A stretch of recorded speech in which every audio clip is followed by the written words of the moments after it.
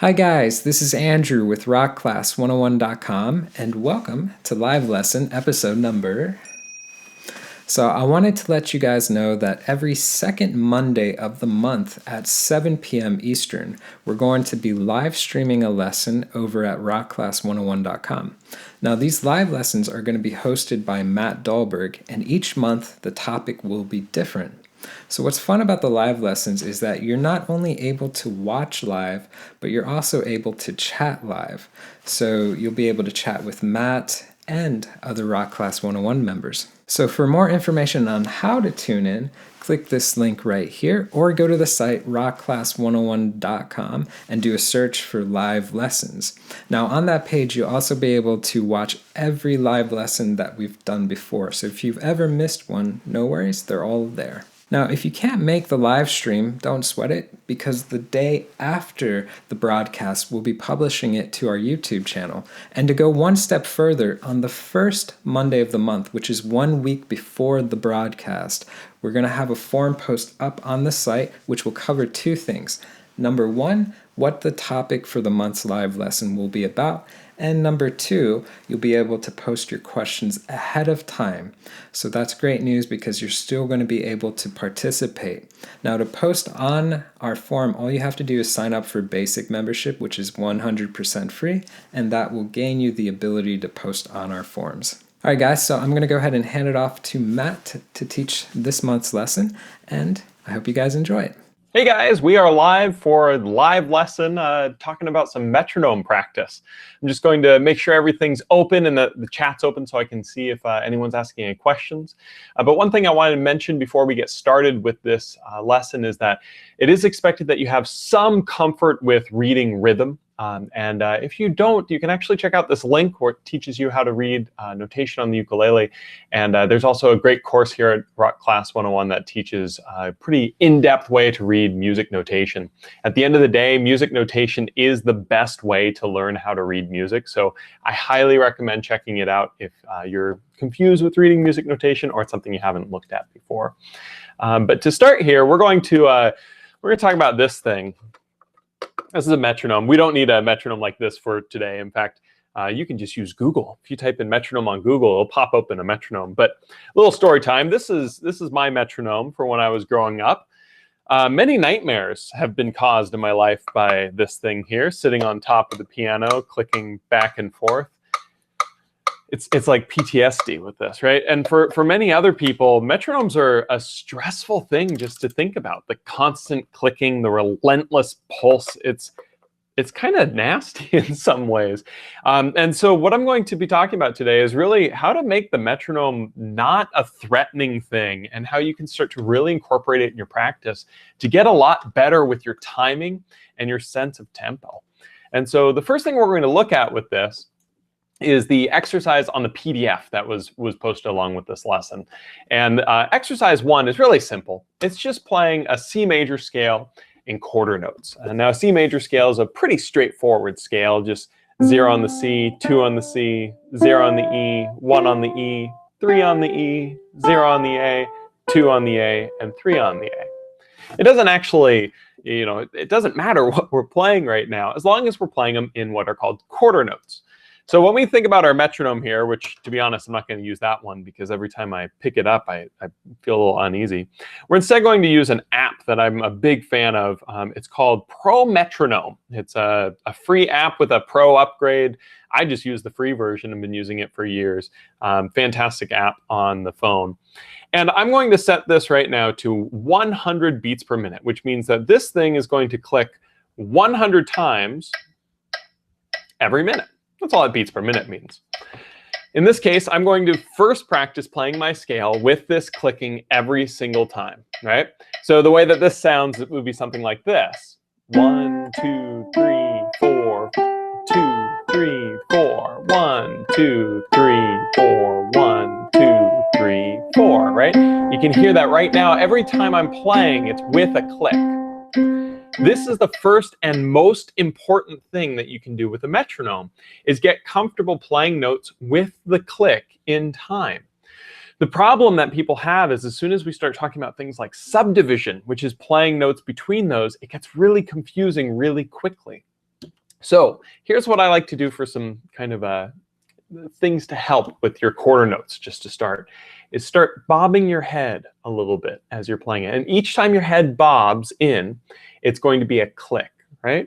And the reason why I like doing this is because it starts to help you internalize the offbeats as much as it does the onbeats. By having your head pulse just a little bit, now I sort of have this 1 on the head going in, and when the head comes back out, we can think of that as the and, for instance, right? 1 and 2 and 3 and 4 and 1 and 2 and 3 and 4 and, right? This also corresponds directly to any time we're strumming our ukuleles. Those clicks are really going to be just our hands going down with a strum. And if we start bobbing our heads like this, probably if you're watching this on mute, it would be really funny looking, right? But as I'm doing this, when my head goes in, my hand goes down. When my head comes out, my hand comes up. And then we start to internalize that sound between the clicks, which is kind of neat. So exercise 1, really straightforward. We're just going to play with the clicks when the clicks are shown. No problem. Exercise number 2 is something that I really like, because we want to actually work on this exercise in a way that allows us to quickly hear how eighth notes sound without getting overwhelmed by our metronome. So I'm going to set the metronome to something, faster now. I'm going to set it to 180 beats per minute, which is really fast, right? 180 beats per minute. That's overwhelmingly fast when you listen to it, until you realize that everything that we can do with this is just on a click, meaning when I'm playing these scales, I'm not going to be doing anything in between clicks. I'm only going to be playing on clicks. So if I'm counting this, the way that this works is my head doesn't bob like this, but rather bobs every other one, right? So if I'm playing eighth notes and I think of these clicks as each eighth note, I have my 1 and 2 and 3 and 4 and 1 and 2 and 3 and 4 and 1 and 2 and 3 and 4 and 1 and 2 and 3 and 4 and. Now, when I'm wanting to play something that uses eighth notes, like let's say a C major scale again, but I want to play them in eighth notes, instead of trying to subdivide the rhythms right away, I set this to a speed that's twice as fast as I want to play. So in this case, we're at 180 beats per minute. So if I'm playing each one of those clicks as an eighth note, I'm really playing at 90 beats per minute. And if I click play on this and play along with it, it's going to sound something like this.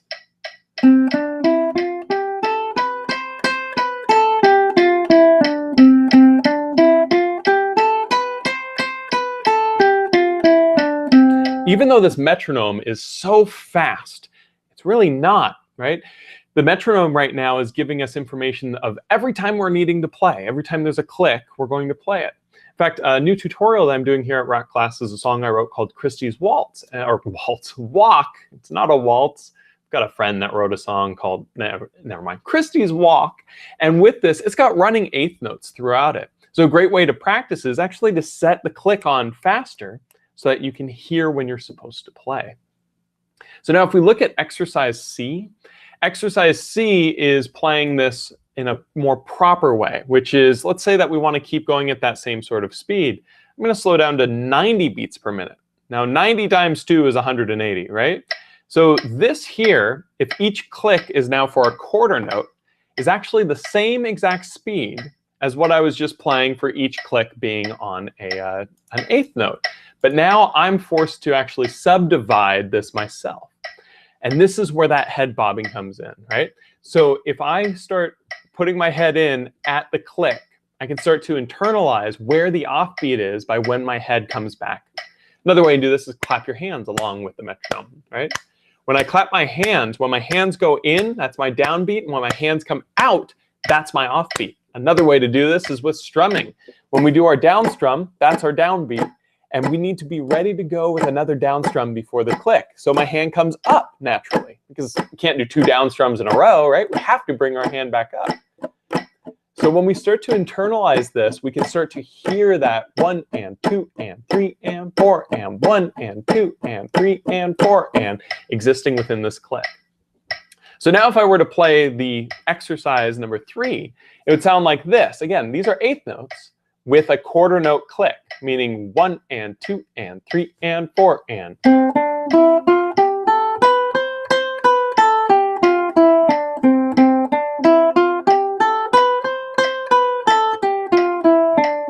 Right? Now, if I go back up to the 180 again, just for reference, there's actually no difference in the speed that I'm playing it at here because I'm now putting the click to each eighth note instead of each quarter note.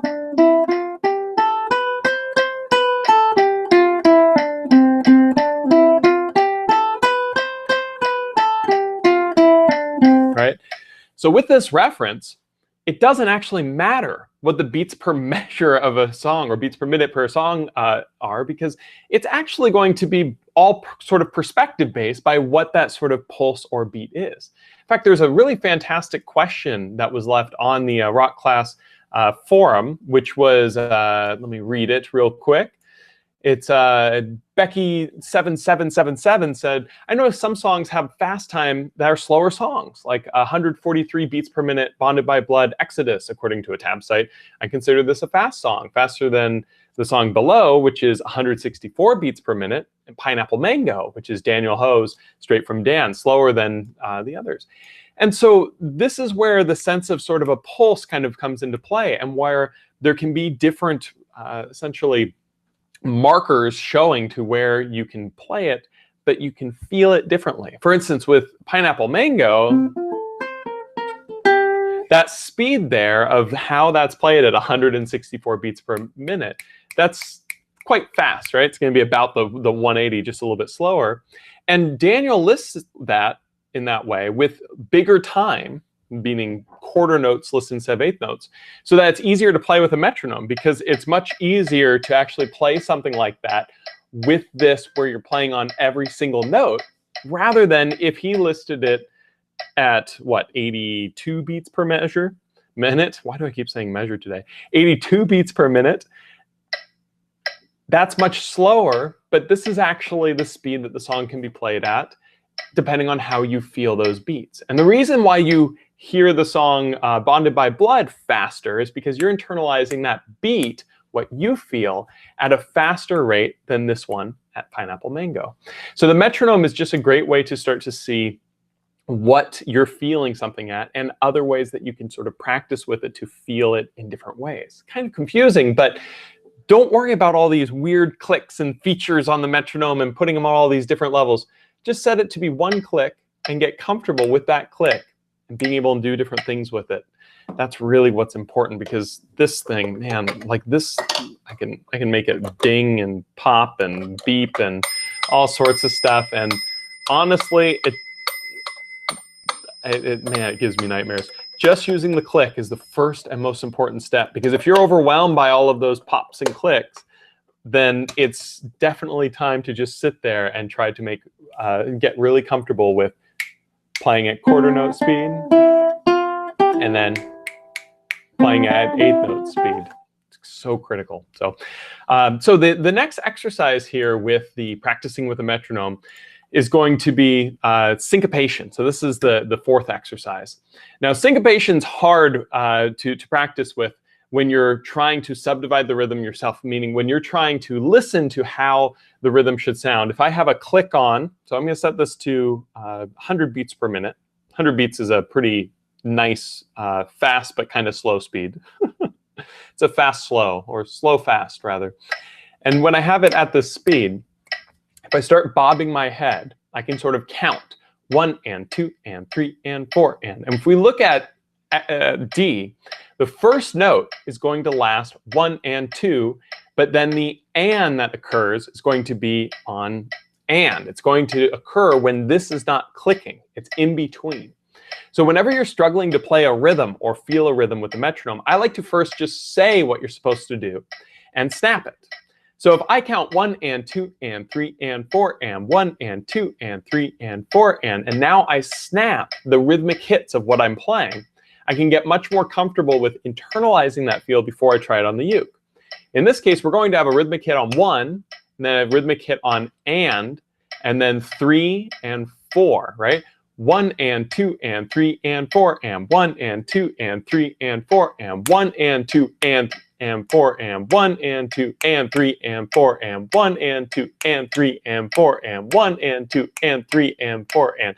So what I'm doing there is I'm saying all of the motions that are taking place, 1 and 2 and 3 and 4 and I'm snapping my fingers where I would be playing on a ukulele. Because then I know where those hits should fall. And when I go to the uke and try to play that 1 and 2 and 3 and 4 and 1 and 2 and 3 and 4, and you can hear how it's the same as what I was sort of just snapping. I really, syncopation, and I never got along when I was learning music. The saying, white guys can't dance? It's because of me. No natural sense of rhythm. And learning the ukulele and going to school for music is really what allowed me to start to be able to do stuff with this, because I realized that my hand pulsing like this and head sort of bobbing could keep this sense of timing. And as long as that's in time with the metronome, I'm going to be good to go. And so doing things like snapping your fingers and clapping your hands can be a great way to bridge the gap between what's comfortable and what's not comfortable. And that's the metronome, right, for you. And so let's look at the last example here. The last example is triplets. And let's just make things more complicated, shall we? Triplets are this crazy thing because now we're no longer really able to bob our head in the same way. We don't have these clearly defined 1 and 2 and 3 and 4, and we can't really use it that way. So we have to get comfortable counting to 3 before restarting. So the thing to practice with getting comfortable with triplets is first being able to internalize them. If we put on the click here, and I go 1, 1, 1, 1. I'm actually just counting the number 1 right now, because eventually I'm going to get comfortable counting to 3 between them. 1, 1, 1, 1. Now I'm going to try to put a 2 and a 3 between them. 1, 2, 3, 1, 2, 3, 1, 2, 3, 1, 2, 3, 1, 2, 3, 1, 2, 3, 1, 2, 3, 1, 2, 3, 1, 2, 3, 1, 2, 3, 1, 2, 3, 1, 2, 3. That's the first step. Just doing that comfortably is really, really important to get comfortable with the metronome, because it's what's going to allow you to internalize that feeling of 3. And when we look at the worksheet here, it starts off with 1, 2, 3, and that's the first beat. And then on beat 2, we're going to play a note for 2. We're going to play a note for 3. And then for the 4th beat, we're going to play another 1, 2, 3. So if I try to just say this first, what this would look like essentially is, first we get our threes going, 1, 2, 3, 1, 2, 3, 1, 2, 3, 1, 2, 3, 1, 2, 3, 1, 2, 3, 1, 2, 3, 1, 2, 3. Now if I try to say what's being listed here on 10, it's 1, 2, 3, 2, 3, 1, 2, 3, 1, 2, 3, 3, 1, 2, 3, 1, 2, 3, 2, 3, 1, 2, 3, 1, 2, 3, 2, 3. I'm just repeating it right now, going so that you'll hear how it ends and begins into the next. But just the measure on its own is 1, 2, 3, 2, 3, 1, 2, 3, right? And that's the sound of that. So if I were to try to play that, it'd be, right? 1, 2, 3, 2, 3, 1, 2, 3, 2, 3, so on and so forth. So metronomes are a bit overwhelming when playing at a speed like this, because it keeps you honest. And that's the thing that I really want to kind of end with, just the lesson portion of this before we go in the Q&A, which I expect lots of questions. So if you have questions, please leave them in the chat on YouTube or on the Rock Class forum. But when you're practicing with a metronome, the reason why it's so intimidating and so overwhelming is that a metronome does not care if you make a mistake, obviously. It's just clicking over and over and over. And when we're practicing with a recording of a song, we can kind of feel like we catch back up in the recording because other things are going on. But when we have a metronome playing, we only hear what the metronome is doing. And because we only hear what the metronome is doing, if we're a little bit late, it doesn't matter, it keeps going. So one of the most important things you can do when you're practicing with a metronome is identify points that have a weaker sound for you, points that you are more likely to make a mistake in, so that you can spend extra time working on them. More often than not, we'll work on a song, and let's just say that it's a 16-bar song, and we'll get really comfortable with bars 1 through 8. Because we start with those, so we naturally play them more. And then maybe measure 9 is really, really hard. And then we get pretty comfortable with 10 through 16. Well, what will happen is we'll put on our metronome and we'll think, I should put the metronome on the speed that I'm comfortable with 1 through 8. And we'll play 1 through 8 fine at the metronome. And then we get to 9 and we make a mistake and the metronome doesn't slow down with us needing to slow down. And it feels like a train wreck. And what do? We go back to the start. We play measure 1 through 8 again, and then we make another mistake at 9, and it's just this vicious cycle. So what you want to do is find those areas that are difficult and find at what speed can you play them consistently. And it doesn't matter if it's really, really slow with the metronome. You want to be able to get it at that consistency. And then with that, what you want to do is slow down everything else to that speed. You know, the saying, a chain is only as strong as its weakest link. Sort of this, you want to slow everything down to the weakest link, the weakest point. And then gradually from there, increase the speed for everything. We have a tendency for things that we're comfortable with to play more quickly, and things that we're not comfortable with to play slower. And the metronome really doesn't work with that, because we need our comfortable parts to come down and we need our uncomfortable parts to come up a little bit. And the only way you do that is to bring the comfortable parts all the way down to the uncomfortable level and gradually increase the speed as we go through. And so that's what makes metronome practice really overwhelming and difficult. And that's why people have nightmares when they see these things, like I do, because it does not care where I make a mistake. It's going to keep clicking relentlessly. One last note is these style of metronomes I really like to make as a comparison for ukulele playing, especially strumming, because this arm going back and forth is just like my hand strumming over the uke. In fact, when you're strumming on a uke, you should be doing it much the same sort of way, where it's a consistent motion. You notice how the metronome doesn't go, you know, anything like that. It keeps going regularly. We want our hand to follow the same sort of suit, whether we're playing it as eighth notes to the click, which would look like this, right? 1 and 2 and 3 and 4, and or quarter notes to the click, which would be 1 and 2, or excuse me, where am I? Click, click. 1 and 2 and 3 and 4, and I'm off on that. I got to stop holding this. It's throwing me off. If I have it click on this, this is really fast. That's why I'm messing it up.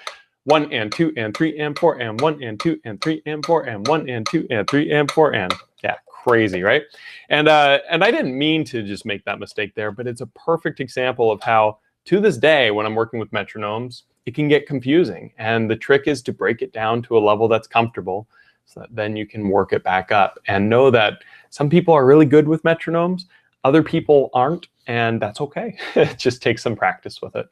So I'm going to go ahead and look at questions now and do some Q&A stuff with metronomes. So I'm on the YouTube chat at the moment. Zill says, hi, everyone. Hello. Canny says, oh, you mean I'm not the only one who hates practicing with one? No. In fact, so my parents just recently moved, so a lot of the childhood home stuff is not there. And my mom sent a text saying, who wants this? And I said, I'll take it, as somebody who teaches music for a living. And I keep bringing it up in lessons to talk about it. I really want to just smash this thing on the wall. I'm not going to, but I think it'd be very therapeutic after all the anxiety it gave me as a kid.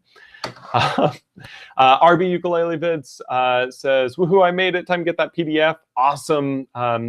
He also says, I'm not sure. I've sort of vague question. Lately, I found it really difficult to get the timing right in instances where a knot extends between bars. A good example is measures 7 and 8, or measures 15 and 60 of When I'm 64. So let me go ahead and pull open When I'm 64. Open here real quick.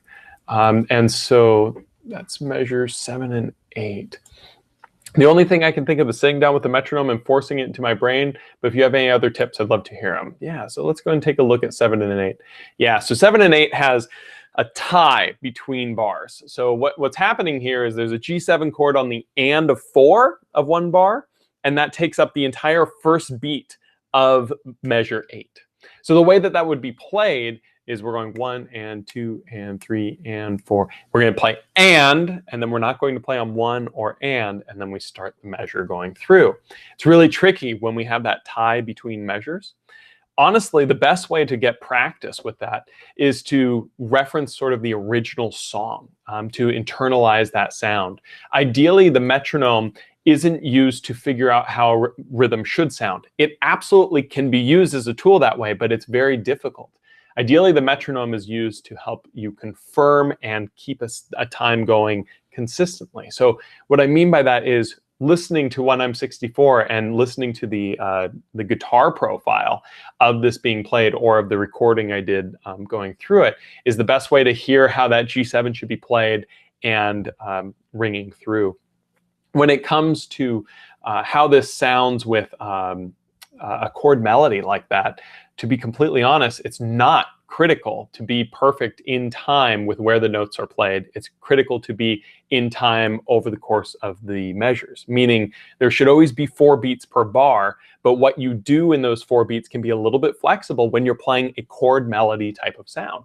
For instance, on that measure 7 to 8, that G7 chord you can play on the and of 4. A lot of times I actually move it a little bit to the 1. And so it's actually at a different point in time. And that can be based on your feel.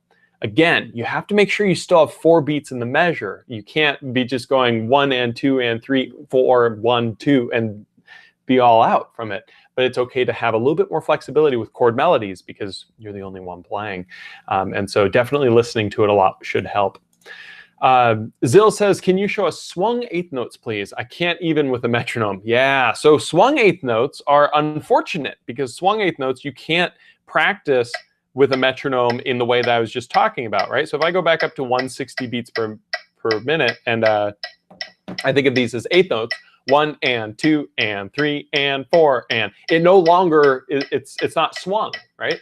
So the way that you internalize swing is actually the exact same way you internalize a triplet. Swing 8th notes are actually going to be 3 motions where the second motion you don't do anything. So where standard 8th notes were 1 and 2 and 3 and 4 and 1 and 2 and 3 and 4 and.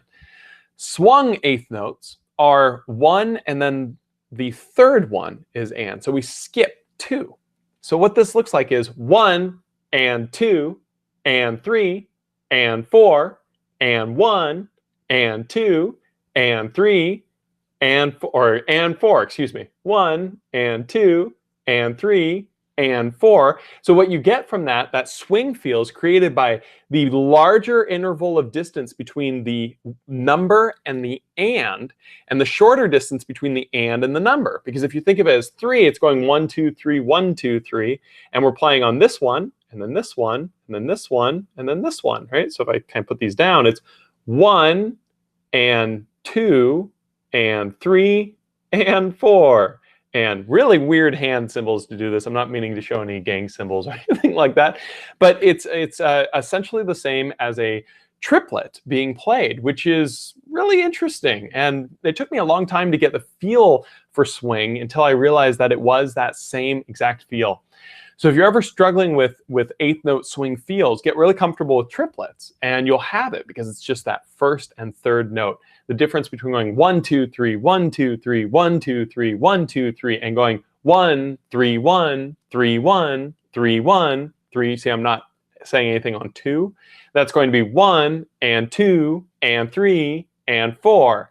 And that's the same thing as a swing strum or swing 8th notes, exactly the same thing. So kind of neat. With the metronome practice, you really have to be able to feel that with the click. So you can't put the click on to work that way, unless you were to put the click on in the case of like this, for instance. This is going to be confusing as all heck, but let's try it. We're going to try to do. I'm going to put 6 beats per measure on my thing. Okay, that symbolizes 2 triplets, right? Just for now, or I could do 3 beats. It doesn't matter. I'll do 3 just so that's easier to see. So that's 1, 2, and 3, and I'm going to actually make it so it doesn't click on the 2. If I do this, this is technically swung 8th notes, right? In terms of its feel. Now it's not quite the right speed because it's at 160, but there's 3 and we're only doing 2. So the actual speed that you're at is, you got to do some math to figure that out. But this is a great way to just start to feel how a swing should feel. So in this case, by having it click on the first and the third and not click on the second, you can hear that 1 and 2 and 3 and 4 and 1 and 2 and 3 and 4. You can hear that sort of feel. So kind of neat. I would definitely recommend getting comfortable counting to the 3. So cool. All right, let's see if there are other questions here. Zill says, cool, I don't think my metronome does that. Yeah, so this is Pro Metronome. Honestly, all these features I find more confusing than helpful when you're first working with a metronome. The most critical thing you can do to get comfortable with the metronome is have a click on and be able to practice with it as quarter notes and as eighth notes. Until you're comfortable with that, it doesn't make sense to use all these features, in my opinion.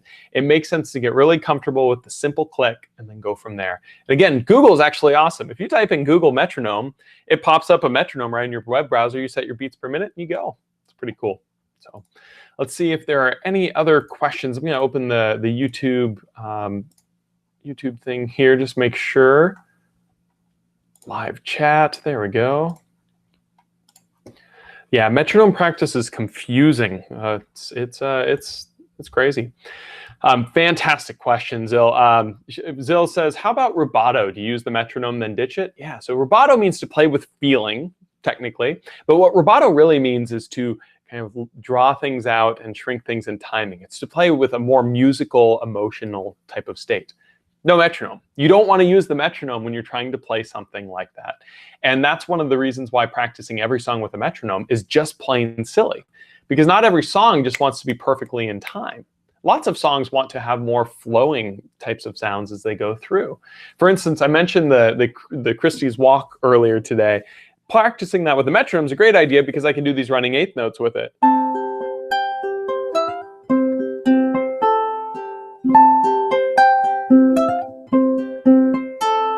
But if you listen to it like this, it's kind of soulless, right? But if I play it like this,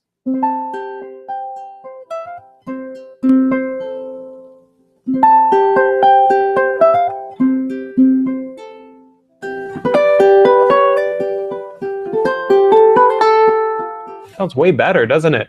No way I can put a metronome there. I'm starting to slow down as I get to the ends of certain measures. I speed up a little bit. It's more of a swell type of sound. And this thing won't, cool. This thing won't help at all for creating that sound. So when you're using rubato, do not worry about using a metronome because they do not they do not play well together. So Candy says that customization is better than an analog metronome. Yeah, so the customization of playing with all of these apps is a great tool when you can use all of them. But really, nothing beats just an analog metronome getting a basic click. Because if you can use this correctly, you can do all of those things. You want to eventually be able to subdivide these rhythms from an internal standpoint. But yes, the electronic metronomes really help.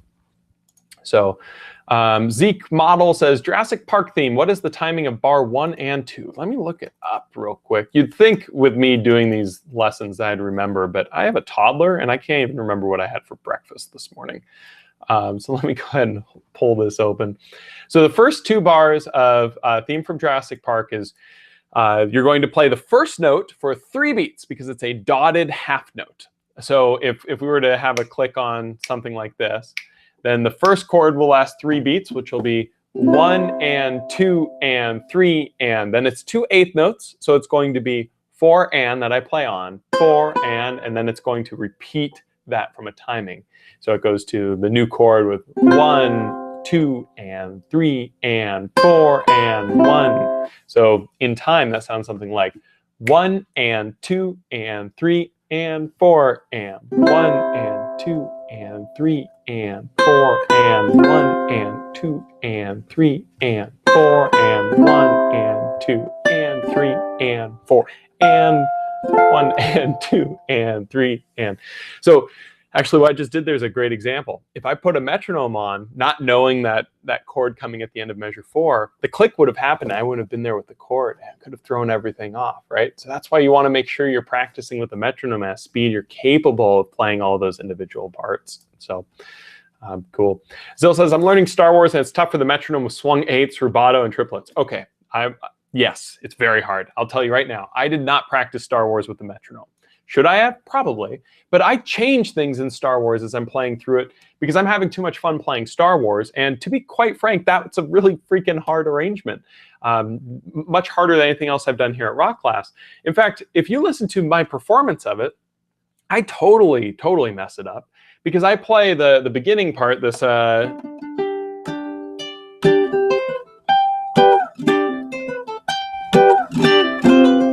and then I hold this, and then I go.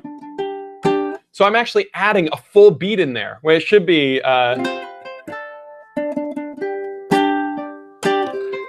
So I'm going 1 and 2 and 3 and 4 and 5 and then starting back over, right? That's not good. And it was funny because when Drew messaged me saying, about that, I was like, well, that's how I've been practicing it and playing it, because I've been having fun with it basically and stopped looking at the tab as much. Now, because I'm playing a chord melody, I kind of got away with it. No one's called it out saying, "Oh, why is it giving the extra beat there?" It's because the Star Wars theme is already a kind of flexible thing. When it's a medley like that, your sense of timing will kind of change between songs. And so I think if I were to go back, yeah, I would try to not add an extra beat. But I absolutely would be using lots of rubato and other things, slowing down. And I wouldn't worry about practicing it with a metronome until I was very comfortable with all of the muscle memory going through, so that way I could be, practicing it productively. So, let's look. I memorized Star Wars, but I haven't played along with the tab viewer on synthetic with the metronome yet. I'm afraid to do all those variations. Yeah, so if you play along with the tab viewer, you'll actually see all the things I do wrong, which is just a fantastic point of, it's hard stuff. Metronome practice is not easy, and it's not always needed, although I think it's always a good idea, if that makes sense. Not every song is going to use it, but being able to do it is always going to make you a better player. Zill says, I'm just barely memorized on Star Wars. I dumbed down a couple spots. That's awesome. Yeah, and if you ever have questions with ways that you can dumb down spots, feel free to ask. And I do the air quotes for dumb down because that was a hard arrangement. Like, that was one that I was kind of tentative to do because, to be honest, I'm a huge Star Wars fan, and I enjoyed playing it when Drew asked if I could do a Star Wars medley.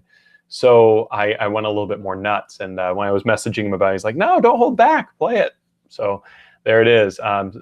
But yeah, it's subjective. Ukulele Vids writes, the great thing about Stranger Things theme is that it's consistent beat throughout. The hard thing is they're all 16th notes. Yeah, so certain songs have really consistent beats to them, and those are the best to work on with metronomes. Specifically, the best to work on at slow speeds, consistently, and then gradually increase the speed as you go. If something is all 16th notes, you can work on a click on those 16th notes. That's crazy, right? If I put a click here on 190 beats per minute, for instance, or 200 beats per minute. Let's just make it an even 200. And I put it so that's not. Remember all those settings, doing all those bad things? All right. So here it is, clicking 200 beats per minute, right? If I count this as 16th notes, it's essentially going 1E and 2E and 3E and 4E and 1E and 2E and 3E and 4E and it's actually quite slow, isn't it? Right? If 1E, 2E, 3E, and 4E, and that's actually the same as if I go to 50 beats per minute and try and subdivide all that myself. Now, 50 beats per minute, that's slow, but you can hear that same sort of thing. I'm going to struggle with this.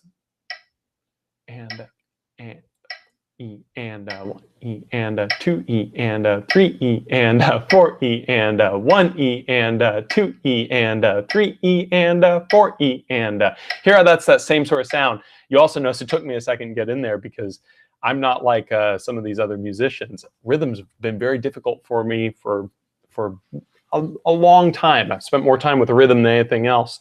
And so when you look at this that sound, this is really tough to internalize and hear, isn't it? 50 beats per minute, try playing 16th notes with that. Now let's speed it up to 200 and count that as each one. And then eventually we can just kind of split the difference, right? And we can go down to 100. And those can be counting as eighth notes, so every other. So 1E and 2E and 3E and 4E and 1E and 2E and 3E and 4E and they're all the same. So try practicing in all of those different ways to see how you can make that connection to how things should sound on the practicing with a metronome. So let me go and open the chat or the rock class forum real quick. It looks like Lisa writes, metronome's easy with nice steady 4/4, but can't do the thing with swung eights or syncopation, looking for a guidance. So to kind of talk about that, we talked about swung eights. And with syncopation, that's where the head bobbing can really come into play. So if you know that you need to play something on an offbeat between clicks, if your head is coming back, that's when you can play it. And obviously, you don't want to bob your head with everything you ever play, but that's just to get the feel of something so that then you can apply it, because really the whole point here is trying to get the feel in the sound. All right, so let me see if there's any more on there. I really got to get like 6 monitors here and look at everything. And then another thing is, Andrew, in a lot of lessons, we play the 8th notes like quarter notes. Why not just make them quarters? And Andrew wrote that the question is referencing to counting in 6/8, which tells you to count 6/8 notes per measure. Most of the time playing in 4/4, which tells us to count to 4 top number quarter notes, or count 4, the top number, over quarter notes, which is bottom number per measure, which means that we're getting used to counting 1, 2, 3, 4 and associating these numbers as quarter notes. So when we switch to 6/8, he doesn't want people to get confused and try and count 1 and 2 and 3 and. And the reason for that is because 6/8 is really 2 sets of triplets. 1, 2, 3, 4, 5, 6. 1, 2, 3, 2, 2, 3. 1, 2.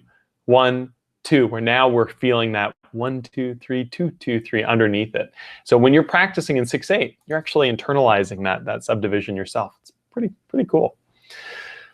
So Becky says, I need it. I tried to harmonize with myself and bombed. I have awful timing. Yeah, so that's... I know, I've done the same sort of thing. So playing with a metronome can really help, and playing it with a metronome in a basic way can help. And don't feel dumb for playing something simple with a metronome and it being very difficult. That's normal when the metronome is something new and difficult to use. So yeah, this thing, childhood trauma right here. So cool. So any other questions? I'm going to take one more pass through here, but I hope that this has been helpful for metronome practice. Remember that it's okay to just put on a basic click and speed that click up as you're practicing, because it's the most important thing you can do is have consistency with practicing with the metronome. Also try to work on things that you're comfortable with at the fastest speed you're comfortable with, meaning if you have this one section in a song that you mess up every time, that one section, what's the fastest you can play it comfortably? Probably really slow. And that means you want to bring the speed of the entire song you're playing all the way down to the speed of that one section. Because the fastest you can play the whole song consistently is only as fast as the worst part of it. And then from there, gradually increase the speed. And so, cool. Well, thank you so much for attending this month. If you guys have any questions, feel free to post them in the Rock Class forums. Again, there's a great course here on Rock Class on reading music notation. I highly recommend checking that out if you haven't already, as well as a video on reading rhythm. So check those out, and I'll see you guys next month for the next live lesson. Thanks again.